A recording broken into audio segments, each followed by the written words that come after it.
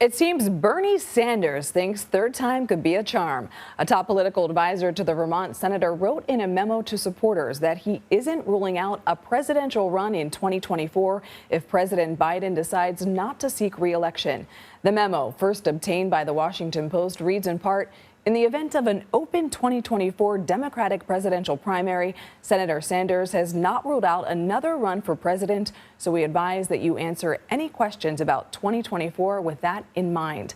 Caitlin Huey-Burns is in Washington with more on this. Caitlin, thanks for joining us. Tell us, what else did this memo say, and what's the significance of this?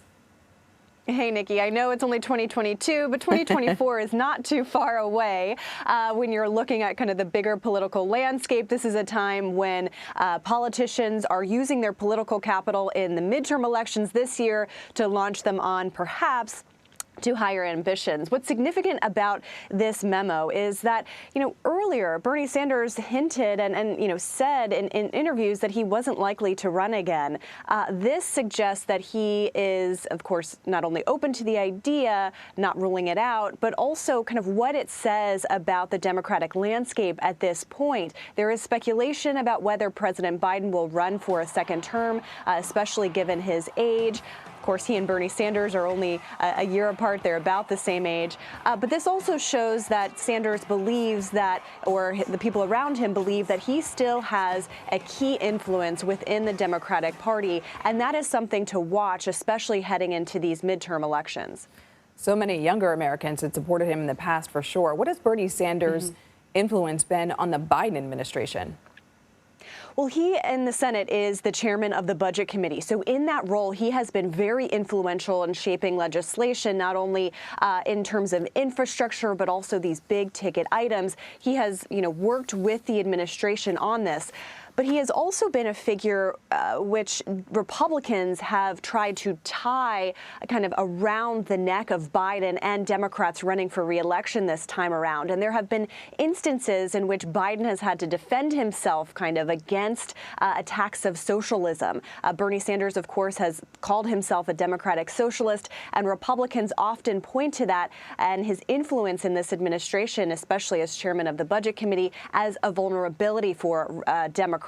Biden, in a press conference earlier this year, remember, he said, "Look, I'm not Bernie Sanders. Kind of stop calling me that." And we've even seen Mitch McConnell, who is the Republican Senate minority leader, who is hoping to gain seats in the Senate to become majority leader. He has accused Biden of governing like Bernie Sanders. So Sanders can become a liability for Democrats running for re-election in this really difficult cycle. And part of this memo circulated by his top political advisor was to advise candidates kind of the benefits that they think of that Sanders could bring, and a way to kind of respond to some of those attacks.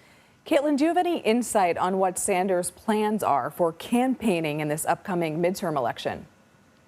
Right. Part of this memo was to signal that he is very eager to be out on the campaign trail. He is actually going to be going to New York this weekend to appear with the Amazon, those who organize the Amazon union. That was a big, big headline over the past couple of weeks. He also in this memo said that he is very, wants to campaign for candidates. In Texas, he got involved supporting Jessica Cisneros, who is running against the incumbent Democrat in that really key congressional race. We'll see the results of that runoff in Texas next month. So he's very eager to get out there. And part of this memo was to highlight ways in which his political team thinks that he has a lot of political capital to offer this time around. They point to polls showing that he is popular in polls. And so this was a sign, the biggest sign yet, that he is looking to exert this influence, not only this cycle, but kind of what it could mean for the future for the party as well. And of course, another potential 2024 contender is former President Donald Trump. What kind of influence is he having on the party right now as we are in primary election season?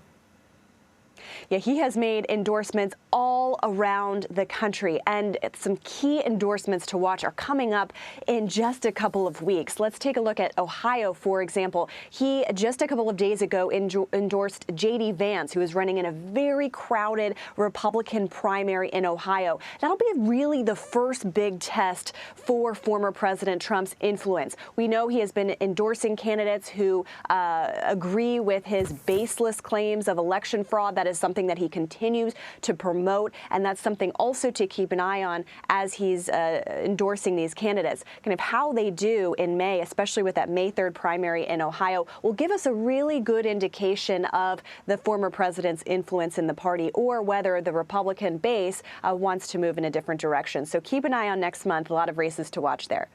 All right, Caitlin, with all the D.C. news, thank you so much. Thanks, Nikki.